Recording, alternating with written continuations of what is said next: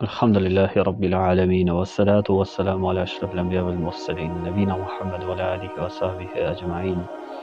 Allahun e madhëruar falenderojmë dhe vetëm prej tij ndihmë dhe falje kërkojmë. Kënda uzon Allahu subhanahu wa ta'ala në tokë të drejtë s'ka kush që devion. Dhe kënda Allahu i lartësuar e lënë humbje me drejtsinë e tij absolute, s'ka kush që uzon kusti. Dëshmoj dhe deklaroj që s'ka zot tjetër që meriton të adhurohet me të drejtë përveç Allahut, një dhe i vetëm. Dëshmoj dhe deklaroj që Muhamedi alayhi salam është rob dhe i dërguar i tij, paqja dhe mëshira Allahut qoftë mbi të, mbi familjen e tij të ndershme, shokët e tij besnik dhe fisnik, dhe mbi të gjithë ata të cilët e kanë pasuar dhe vazhdojnë me pasu me të mira deri në ditën e gjykimit. Të nderuar dhe të respektuar vëllezër, sot me lejen e Allahut të lartësuar kena me fillu me trajtu një temë e të cilit është temë që të na përcjell gjatë gjithë udhëtimit të jetës së kësaj bote. E kjo është obligueshmëria e dorëzimit dhe nënshtrimit ndaj argumenteve të Allahut. Ku edhe Imam Tahaviu rahimahullah në metnin e tij e ka cek ku ka thënë nuk mund të qëndrojë në këmbë feja e robit përveç nëse bazohet në dorëzimin dhe nënshtrimin ndaj Allahut. Kush përpiqet t'i arrijë disa gjëra në lidhje me të cilat dituria dhe logjika dhe të kuptuarit e tij njerëzor janë të kufizuara, ai nuk e pranon domosdoshmërisht të i nënshtrohet dhe të bindet atyre gjërave. Pra vetëm ato gjërat të cilat ja kop logjika dhe mendja e tij, ata i nënshtrohen. Dhe si pasojë e kësaj, na thot Imam Tahaviu, kjo çështje ata i pengon nga tauhidi i pastër dhe i sinqert, nga njohja e kulluar dhe besimi i saktë. Do ngelet çdo herë i lëkundur ndërmjet kufrit dhe besimit, ndërmjet pohimit dhe përgënjeshtrimit, ndërmjet miratimit dhe refuzimit. As nuk është besimtar dhe as nuk është mohues. Andaj Allahu subhanahu wa ta'ala na ka tregu sakt me një ajet kuranor. Në surën Al-Baqara, ajeti 285. Pra në fundin e surës Al-Baqara, Allahu azza wa jall e ka cekur çështjen e besimit të muslimanit. Ku Allahu subhanahu wa ta'ala thot: "Amana ar-rasulu bima unzila ilayhi min rabbih wal mu'minun. Kullun amana billahi wa malaikatihi wa kutubihi wa rusulihi la nufarriqu bayna ahadin min rusulihi wa qalu sami'na wa ata'na ghufranaka rabbana wa ilayka al-masir." Allahu subhanahu wa ta'ala thot në Kur'an: i dërguar i besojnë atë që ju shpall nga Zoti i tij. Edhe besimtarët gjithashtu, të gjithë e besuan Allahun, engjëjt, librat dhe të dërguarit e tij. Dhe Allah thot: ne nuk bëjmë ndallim ndërmjet të dërguarve të tij. Dhe ata thanë: sami'na wa ata'na. Dëgjuam dhe u bendëm. Na fal o Zoti ynë të tesh të kthimi. Allahu subhanahu wa ta'ala në këtë ajet kuranor e ka cekur shumë bukur besimin e muslimanit. Fillimisht e ka cek që të gjithë e kanë besu Allahun, Zotin e tyre. Gjithë i kanë besu engjëjt e Allahut, librat e Allahut dhe të dërguarit e tij. Pra, kjo na bën neve me kuptu, vëllezër të nderuar, që çdo sen që ka ardhur prej Allahut në librin e tij dhe në sunetin e pejgamberit të tij, ata çka kanë thonë? Sami'na wa ata'na. Pra, dëgjuam dhe u bendëm. Kjo pra është besimi i saktë, besimi në mënyrën çka duhet muslimanit ta ketë parasysh pikë së pare.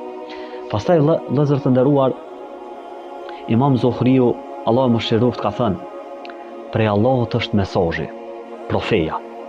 Pejgamberit alayhi salam i obligohet përcjellja e kësaj feje, e shpalljes. Ndërsa thot neve na obligohet nënshtrimi. Subhanallah. Pra Allahu azza wa jalla ka shpall. Pejgamberi alayhi salam është i obliguar që këtë shpallje ta kuptojë në mënyrën më të saktë.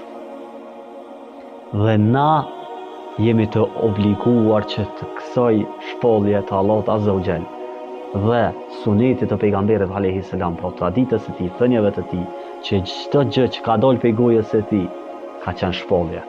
Çdo sen që pejgamberi alayhis salam na ka informu në çështjet e fesë, çdo sen është shpallje. Nga se ai nuk ka folur prej hamendjes.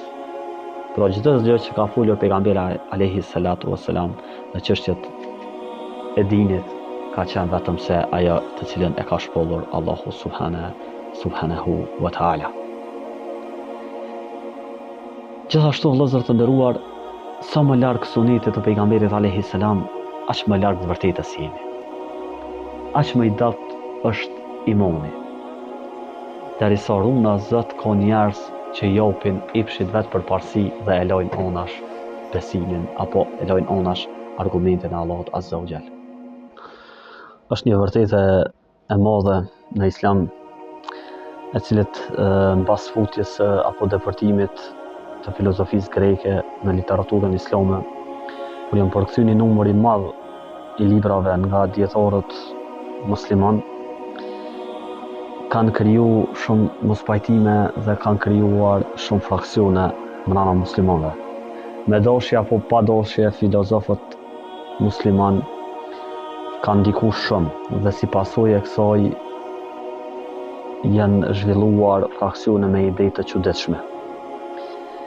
Nga se ata janë mundu me i komentu ajetet e Kuranit me filozofi, pro janë mundu që edhe komplet sheriatin me arsyetu me filozofi. Sipas tyre, aja që nuk përputhet me logjikën nuk mund të jetë e vërtetë. Është interesant, vëllezër të nderuar, se ata zakonisht i japin përparësi mendjes apo duan që çdo gjë ta kap logjika. Polemizojnë shumë dhe me çdo kusht mendohen të ngallënjejnë. Pejgamberi alayhis salam na ka thënë në një hadith të cilët i transmeton Buhariu dhe Muslimi, thotë pejgamberi sa njeriu më i rryer tek Allahu është ai i cili polemizon shumë dhe me armiqësi. Zakonisht, vëllezër të nderuar, këta njerëz gjejnë pikërisht në këtë mënyrë të debatimit. Pra ata kur debatojnë, nuk debatojnë me argumente, mirë po debatojnë sipas tekave të tyre dhe mendjes së tyre, dhe jo që kanë të bazuar mendimin e tyre në argumentet e sheriatit. Andaj ata janë shumë të lohashëm. Herë gjykojnë me mendjen e tyre, herë me Kur'an dhe Sunet. Herë besojnë fort në citate, herë dyshojnë shumë. Ata janë në një dyshim shumë të madh në një lohotje dhe ata jetojnë në një mjegull. Pra nuk ka përqendrim te këta. Ata me mendjen e tyre mundohen me kuptu çdo gjë. Edhe atë që nuk e ka logjika e njeriut. Si për shembull realiteti i cilësive të Allahut azza wa jall, çështja e botës tjetër. Allah subhanahu wa taala na ka tregu për ata të cilët i besojnë të fshehtës. Pra na e besojnë atë fshehtën dhe nuk i japim konotacion tjetër. Po e besojnë ashtu si ka ardhur në Kur'an dhe si e ka shpjeguar pejgamberi alayhis salatu wassalam. Edhe nëse nuk e kop mendja jonë apo logjika jonë. Dietarët vëllezër të nderuar kanë thënë se dhënia përparësi logjikës ndaj teksteve hynore është ndër shkaqet kryesore të shkatërimit të dunjos. Por dietarët i kanë dhënë 3 kategori njerëzit. I pari është presit e këqej, të cilët i japin përparësi politikave të tyre përballë sheriatit të Zotit. Dhe sa herë që politika dhe interesi tyre bien dash me sheriatin, i japin përparësi politikës së tyre duke shtypur dhe shkelur fenë e Zotit. Po ky është grupi i parë, presit e këqij. Grupi i dytë, vëllezër të nderuar, është dietarët e prishur, të cilët i japin përparësi logjikës së tyre, karshi teksteve hynore, nga të cilat lejojnë dhe bëjnë halal atë të cilën e ka ndaluar Allahu dhe i dërguari i tij, dhe e bëjnë haram atë të cilën e ka lejuar Allahu subhanahu wa taala. Pra të ndaluarën e bëjnë të lejuar dhe të lejuarën e bëjnë të ndaluar. Dhe grupi i tretë, vëllezër të nderuar, është adhuruesit ignorant. Ata bëhen të dijshëm duke u ndveshur me devotshmërinë e tyre. Pro, ata shumë thjesht përkushtohen në adhurimin dhe madhërimin e Allahut, por në anën tjetër e rrënojnë fenë nga padia e tyre. Pro, japin fetva pa qenë kompetent. Asnjënën prej shkencave islame nuk e zotërojnë dhe mundohen që t'japin fetva. Pro bëhen hoxhallar. Kjo është grup shumë i rrezikshëm, vëllezër të nderuar. Andaj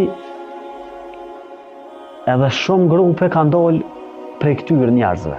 Për shembull sufit. Ata vishën me devotshmëri e mundohen me dhon dije. Këto dyja duhet jenë patjetër të ngjitura në emrin e tjetër. Edhe devotshmëria edhe dija. Nga se njeriu duhet ta di si ta adhuroj Allahun, si ta madhëroj atë, si t'ju përmbahet dispozitave të Zotit. Dhe ta di që duhet të ketë një farë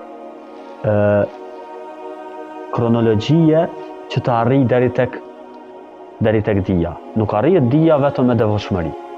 Dija arrihet me dituri. Dhe të nderuar vëllezër, edhe shejtani ja ka jeshu atë të cilën e kanë mendu. Allahu subhanahu wa ta'ala në ka thënë në Kur'an: وَزَيَّنَ لَهُمُ الشَّيْطَانُ مَا كَانُوا يَعْمَلُونَ. Po edhe shejtani ja u ka jeshu ato të cilën ata e kanë bërë. Ata mendojnë, vëllezër të nderuar, se e kanë mirë, por në fakt e kanë gabim. Ata mendojnë që janë të udhëzuar, por në fakt ata janë të devijuar. Ata janë larg rrugës së Zotit dhe janë shumë afër rrugës së djallit. Ibnul Mubariku, Allahu e mëshiroft, ka thënë: a nuk është prishur feja ndryshe vetëm se nga bratërit e këqin dhe ulemoja e tyre ignorant? Allahu e pas mëshiru këtë dietar të madh. Dhe shohemi edhe në kohën e sodit se këta tri lloje të njerëzve janë duke e rënuar dhe duke e shkatëruar dhe duke e rrezikuar umetin. Po Allahu subhanahu wa ta'ala është që e ruan këtë umet. Allahu është ai i cili e ruan këtë fe, dhe pavarësisht kurthave të shejtanëve, pavarësisht dashakçenjeve që mundohen ta rënojnë këtë fe, Allahu subhanahu wa ta'ala e mban atë stoike dhe i bën besimtarët të jenë krenar me këtë fe. Aqulu qawli hadha wastaghfirullaha li wa lakum fastaghfiruhu innahu huwal ghafurur rahim.